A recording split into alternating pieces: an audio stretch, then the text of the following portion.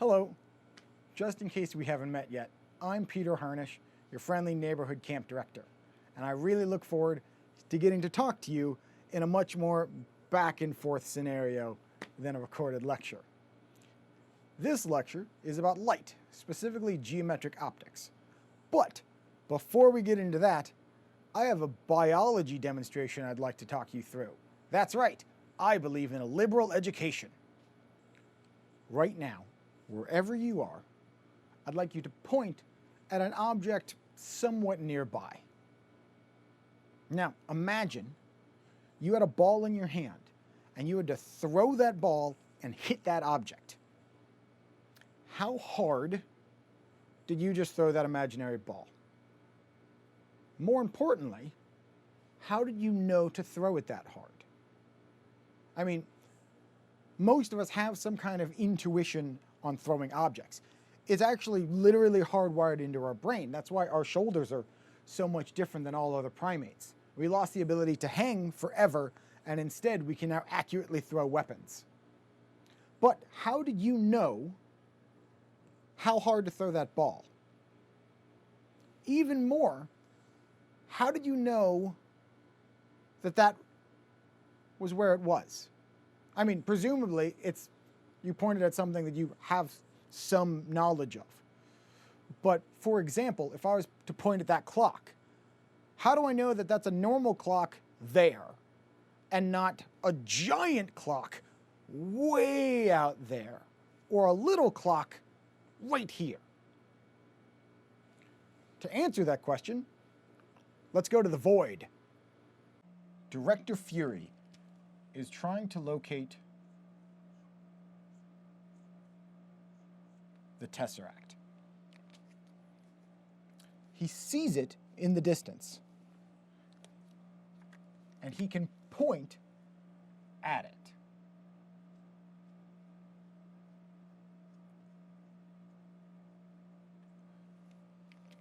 So he knows it is somewhere along this line, but he doesn't know exactly where. Luckily, he has a compatriot. So if the Dalek here also sees the Tesseract and points at it,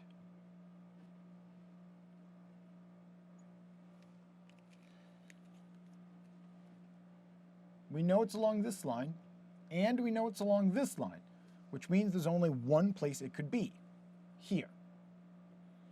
If you knew these angles and were so mathematically inclined, you could calculate exactly what that distance is. Now, why couldn't Nick Fury just see how far away it is? Because he only has one eye. You need 2 points of reference to triangulate the distance to an object. That is why we, as humans with sharp teeth, have 2 eyes on the front of our face. Just about anywhere not underwater, creatures that eat other creatures have their eyes on the front of their face so they can quickly calculate exactly how far away their prey is. On the other hand, many prey animals have their eyes on the sides of their heads because they eat things that don't move much, like grass, but they need to be able to find the hawk. To bring it back around to physics, this is also the astronomer's dilemma. You have one eye in your telescope. How far away is that object? Well, there's not enough distance on Earth most of the time to resolve that. But if you wait 6 months, the Earth is now 300 million kilometers away from where it was, and you can find your second angle.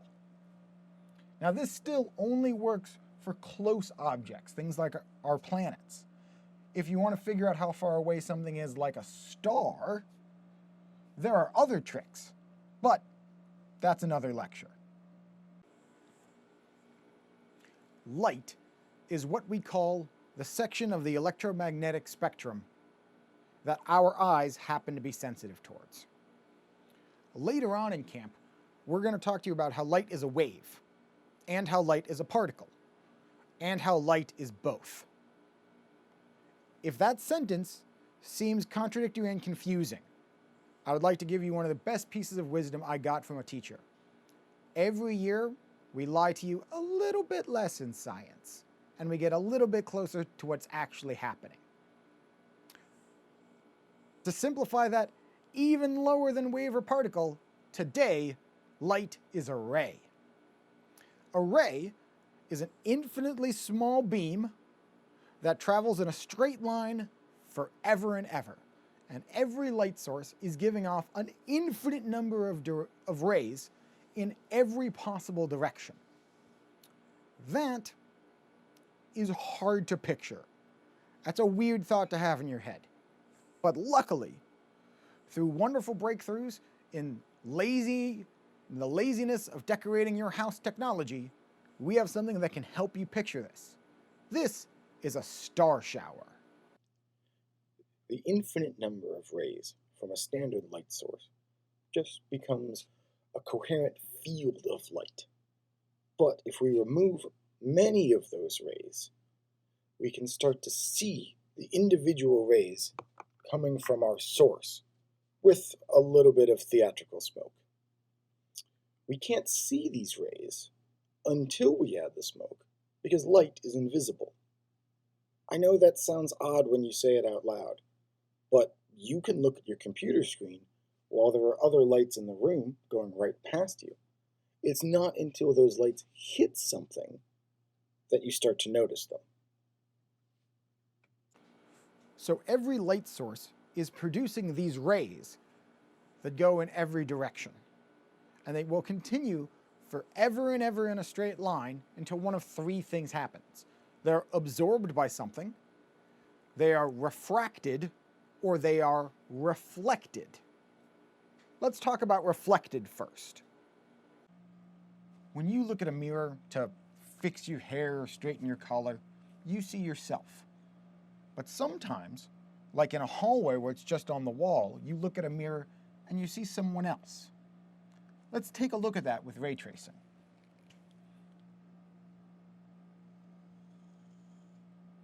Here we have our mirror.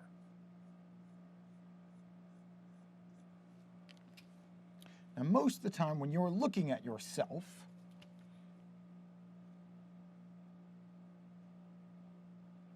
you are looking normal to the mirror. Now, I don't mean you are looking like you normally do. I mean you are looking at a right angle. You are along the normal. And when you look at yourself, the light from your body hits the mirror and comes right back to your eye, right along that normal line. But sometimes you're not on the normal. If instead you're over here, and we're looking at that same spot on the mirror, you won't see yourself. You won't even see your old self. You'll see someone over here. Now, do we know exactly where you'll be seeing? Yes, we do. If we look at this angle and this angle, we can call this theta 1, and we can call this theta 2. The law of refraction, says that theta 1 equals theta 2 forever and ever, amen. That's how mirrors work. With the introduction of a mirror, we can see the cone of light being produced by our star shower effectively being cut and folded back. Interestingly, if our one-eyed friends tried using the same trick to find the light source, they wouldn't trace the line back to where the lights came from, but to a point on the other side of the mirror. Again, looking at that in a ray tracing way, we have our mirror.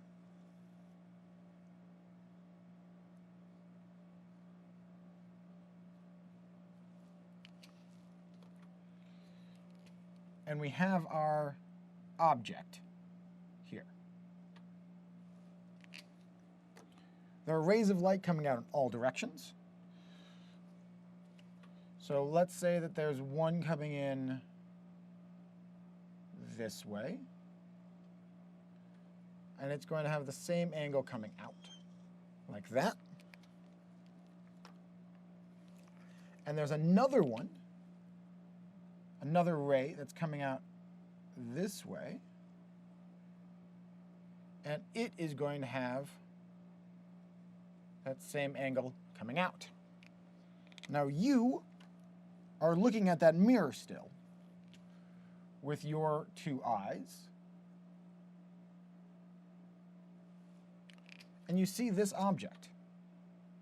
But to you, it doesn't look like it's here. Maybe we'll even go as far as to say that there's some wall here and you can't see this object. Where does your brain think that object is? Well, your brain is smart enough to know that rays are straight lines that go on forever. So it might assume that this line continues. And it might assume that this line continues. And where those two lines meet must be that object. So here is where you think you see a box. Now, there can't be a box here. It's on the wrong side of the mirror. It's back in a wall. So we refer to this as a virtual image. It is an image on the other side of the looking glass. Tracing the rays to the other side of the mirror shows that that virtual image, while on the other side of the mirror, does have a line of symmetry between the virtual image and the real object on either side of that mirror. Knowing that, we can do silly things with it, like a flying camp director. But since we're trying to do good science here, let's take a look at actually comparing what's on either side of the looking glass. Here, we have a light source and its reflection, and an identical light source on the other side of the looking glass. If we're careful, we can align the two sources so that the reflection of one exactly matches the apparent position of the other. If we then change our point of view to where we can see both sides of the looking glass, we can see that line of symmetry where both sources are the same distance away from the mirror. That was with one plane mirror. But what if we have multiple plane mirrors? We can have one mirror, two mirrors, three mirrors. Let's see what happens then. Now, if you look at yourselves, and by yourselves, I do mean the camera, we see an interesting thing here. Regardless of the angle, the camera stays right here in the center. It stays right in the center, and you can always see yourself. Now, when we were looking at the plane mirror with the ray tracing, we saw that you had to be normal. Otherwise, you see someone down the hallway. What's happening here? Well, I could do the ray tracing for this, but that's awfully complicated. So instead, here's a laser. As the laser goes into the retroreflector, we can see it bounce off some number of sides and always take a path that is exactly anti-parallel to how it came in. Although it would be quite tedious, one could work out all the trig and geometry with the law of reflection to show that the angle in will always eventually become 180 of the angle out. You may have some experience with retroreflectors like these in your life. The most likely place is in the reflectors on your bicycle or car, or stop sign, or traffic signs. In all of these cases, it's very important that any light that's coming from those headlights comes back to the driver and not just to anyone else in the vicinity. The screens in movie theaters are also made of retroreflective material to make the projection that much brighter. And my favorite use of retroreflectors is there's actually, very similar to the ones I showed you here, there's an entire trailer of these left on the moon during the Apollo missions. Which means if you're anywhere on the planet, you can shine a laser through your telescope, and the laser beam will go out, hit those retroreflectors, and come right back to you in your telescope. Sure, it'll be dimmer, but it will come right back to you. And if you have a nice enough stopwatch, you can measure the distance to the moon and back to within a few centimeters. That retroreflector was made of 3 plane mirrors. But what if we had more mirrors? What if we had an infinite number of flat mirrors? Well, a polygon with an infinite number of sides is a circle. So if we want an infinite number of mirrors, we can just go to a curved surface. This is a parabolic reflector.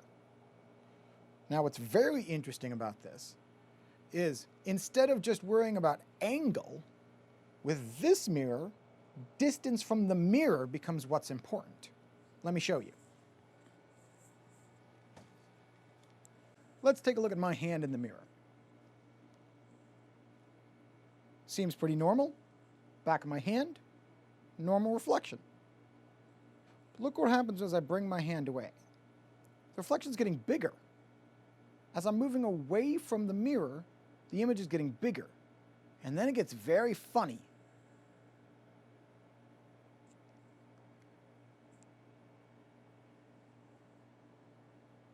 And now it's upside down. My thumb is pointed down instead of up. Let's go to the void.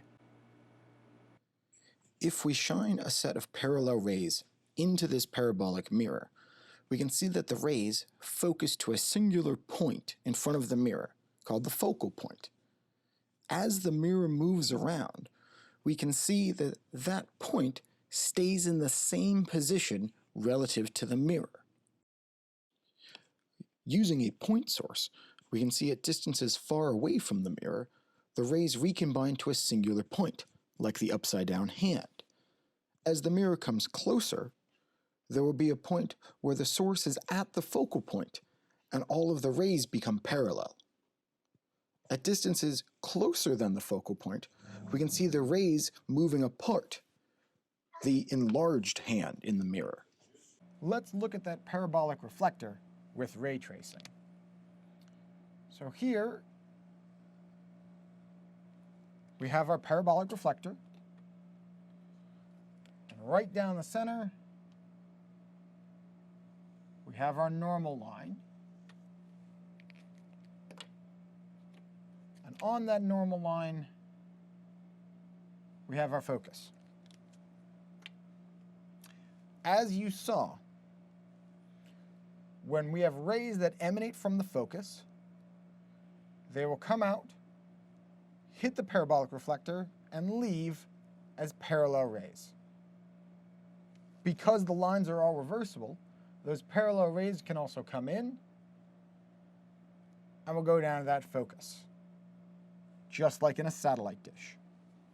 Now, let's put an object in here and see how that behaves. So we will add the standard arrow. We will assume that it is radiating light in all directions. So there are going to be some rays that are leaving the bottom, passing through the focal point and coming right back out. Great, that's one point of reference for us. Now, with all of the rays leaving the tip, we know there has to be some ray that leaves in such a way that it is parallel. which means that as it is reflected, it will pass through the focus. Similarly, because there are an infinite number of rays, there must be some ray that leaves that same point through the focus, which means that it has to then come out parallel. Where those two rays meet, if you were observing, you would then see the tip of that arrow. And then we could repeat this for any point along that arrow. This is the image. Since it is on the same side as the mirror as the observers, we call it a real image. What is particularly interesting about real images is that you can treat them exactly as if the object was actually there. This is the closest we get to the proper sci-fi holograms. If you look at this picture, you can see what appears to be two light bulbs. In fact, there is only one light bulb here, and the other one is the real image being reflected in that parabolic reflector. What is particularly of note here is that both of the light bulbs are in focus, and the mirror isn't. In that case, we set up that light bulb at just the right distance that the real image ended up being exactly beneath the original object. And we were able to focus the camera so that those two were in focus and everything else was blurry, because it was a real image and we could treat it just like an object. So far, we've talked about the law of reflection, retroreflectors, virtual images, and real images. In all of these cases, the light was only moving in one medium, air. When we start talking about light moving in two mediums, that gets us into refraction. Let's see what happens when light moves from air into water. With our light ray coming down normal to the surface of the water, we can see that nothing really happens. It just passes straight through.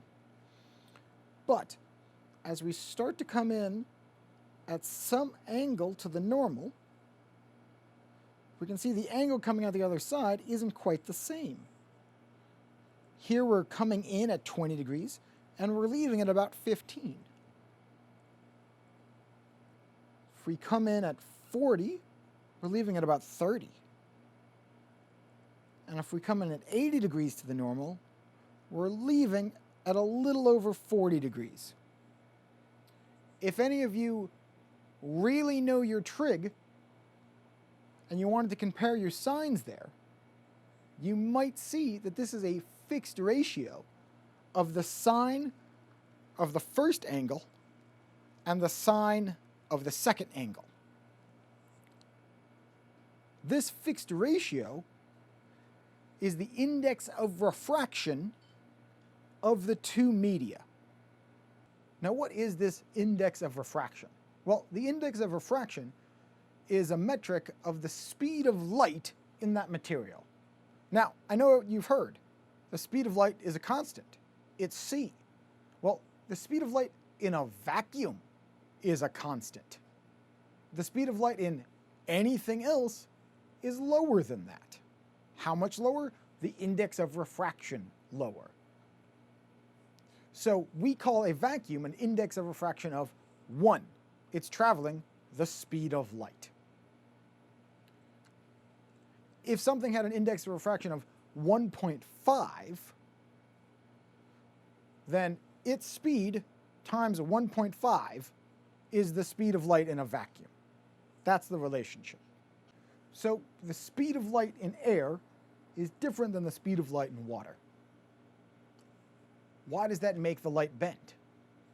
Well, a nice analogy to think about is driving a tank or a rowboat or a bulldozer. something where the one side can go at an independent speed from the other side, like a wheelchair.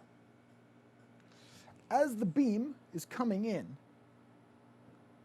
one side of your wheelchair tank rowboat hits the water first, and on that side, it starts going slower. So now one side is going faster than the other, and what happens? It turns. So as it's coming in, one side slows down, and the other side is still going the same speed.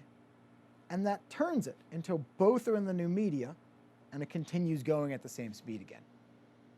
This also explains why nothing happens along zero, because both sides hit the interface at the same time.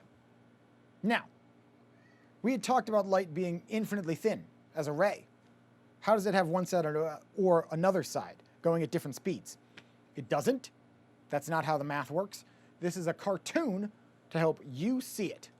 If you really want to understand this, we can talk about the Huygens principle and all of these things later on during camp. So what does it mean that the speed of light changes?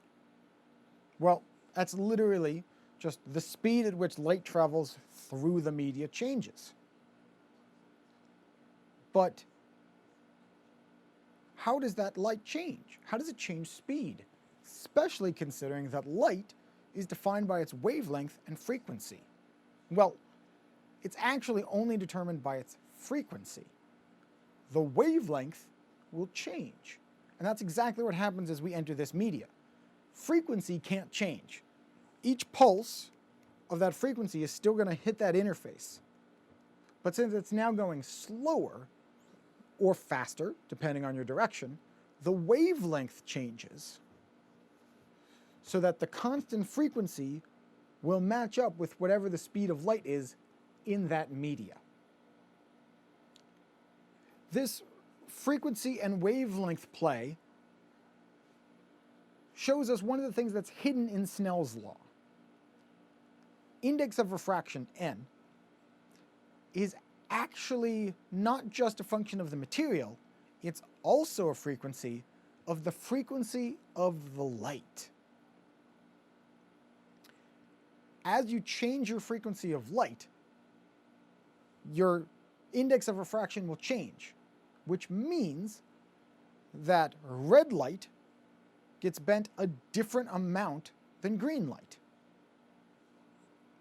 You know this. You've seen this.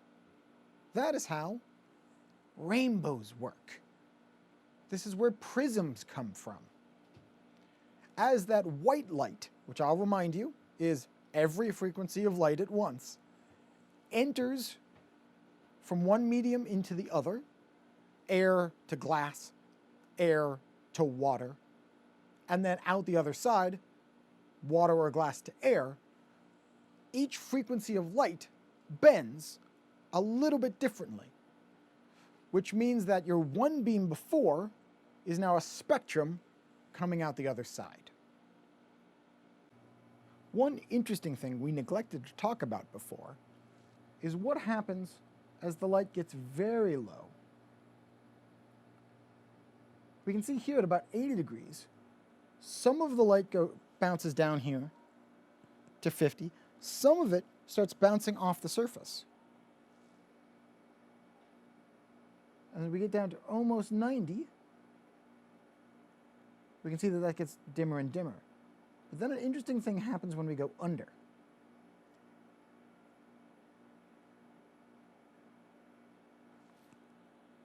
It all stays down. Why don't we see any of that passing through the surface? This is total internal reflection. If we go back to starting in the air, we can see that starting in the air, we only get to about 50. So if we put our laser at anything less than 50, it just stays in the water. It can't get through because we are at angles bigger than Snell's law can handle. Well, once we get under 50, there that transmission comes out again. Now, total internal reflection is very handy if we want to move light around. Say, for instance, in fiber optics.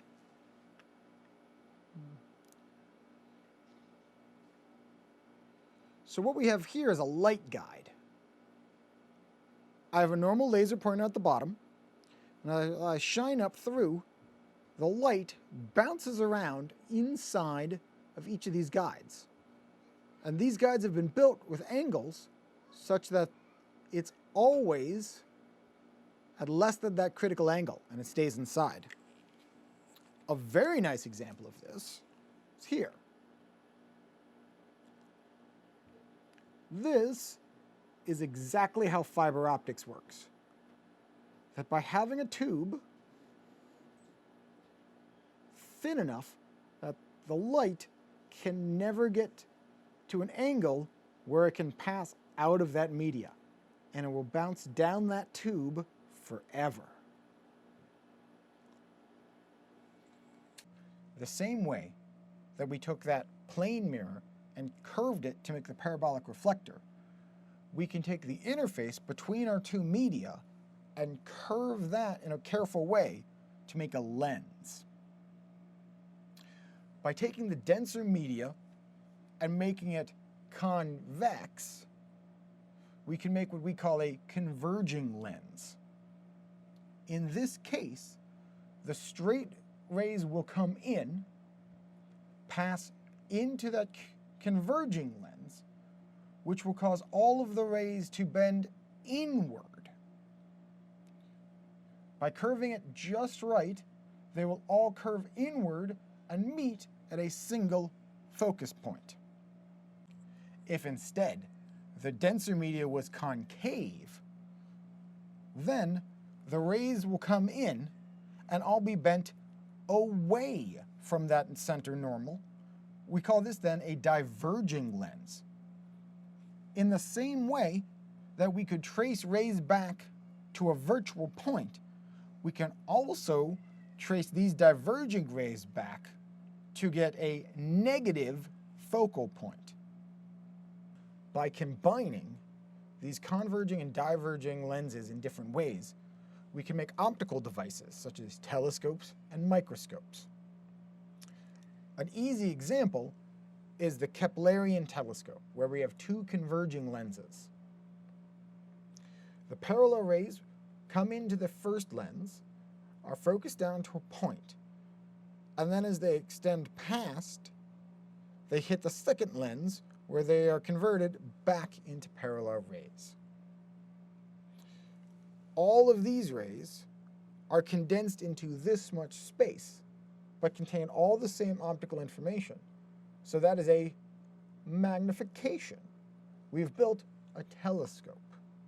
But note, the top ray that came in came down through the focal point and became the bottom ray going out. So the image inverted. If we want a telescope that doesn't invert, we could build a Galilean telescope, where we have a converging lens and then a diverging lens, so they come out again. In this case, we still get a magnification, and the top ray stays the top ray. There are some trade-offs between these two, besides that inversion, but we won't worry about that right now. And that is geometric optics for today. After watching this lecture, there is going to be a lab activity where you and your group and an instructor will get a chance to work through some of this. We have simulations to work on Snell's law and ray tracing through optics, as well as your instructor having a full kit of equipment to be your hands getting a chance to play through some of this. And finally, if any of this didn't make sense or caused some questions that you would like to get answered, we have office hours, we have our lab debriefs, and we have our group meetings where you can talk to us about this. And if it really can't wait, you can't wait for one of those assigned things, there's the discussion board on the Canvas where you can always write questions and we will see them and do our best to answer. Once again, I'm Peter Harnish. Thank you for watching. This is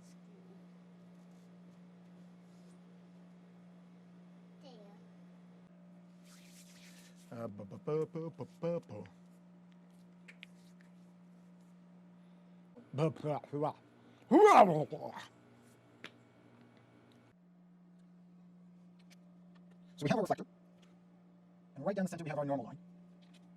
And along that center line, we have our focus with ray tracing. So we have our reflector, and right down the center, we have that normal line. We have our reflector, and right down that center is our normal line.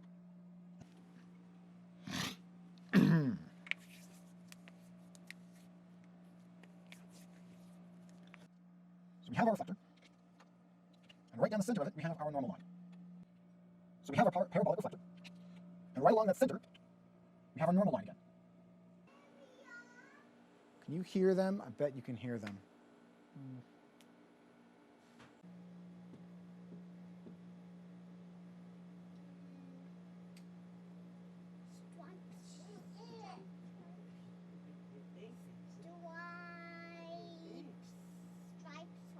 Provided we have provided we have no.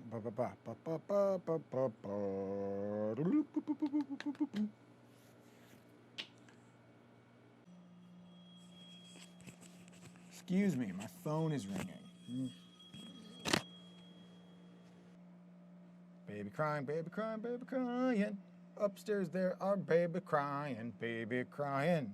Upstairs, baby's crying. Upstairs, she's supposed to be getting a bottle. Why doesn't she have a bottle?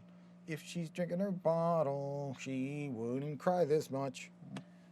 No.